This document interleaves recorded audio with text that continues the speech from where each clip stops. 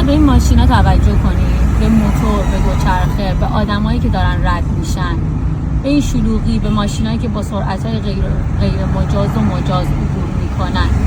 مثلا این جمعیت رو دیدید؟ این ماشینایی که الان توی ترافیکن، ماشینایی که حالا با سرعت‌های غیر مجاز میرن. اگه فردی که وسواس آسیب داره اینجا قرار بگیره، الان به خودش چی میگه؟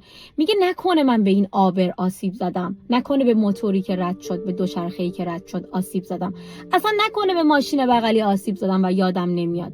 و حالا در نظر بگیرید اگه هر کدوم از ما که سوار این ماشین ها هستیم، هر کدوممون یک بار این فکر به ذهنمون بیاد و بخوایم مثل شما برگردیم، چه فاجعه‌ای میشه.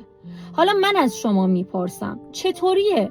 شما صحنه رو یادتونه، اون آدم رو یادتونه، کدوم خیابون بود رو یادتونه، از کجا رد شد یادتونه و دقیقاً صحنه‌ای که به اون فرد آسیب زدین رو یادتون نمیاد.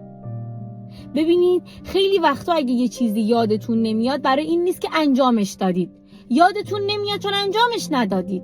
اگه انجامش دادید نمیشه شما کل مثلا یک فیلم رو یادتون باشه بعد بازیگر اصلیش رو یادتون نیاد. تا حالا شده یک فیلم رو ببینید ولی بازیگر اصلیش رو تو اون فیلم نبینید؟ مثلا من بهتون میگم خب اون فیلم حول چه محوری بود، بگید نمیدونم، ولی صحنه ها رو یادمه، آدم ها رو یادمه، کارها رو یادمه. اصلا همچین چیزی ممکن نیست.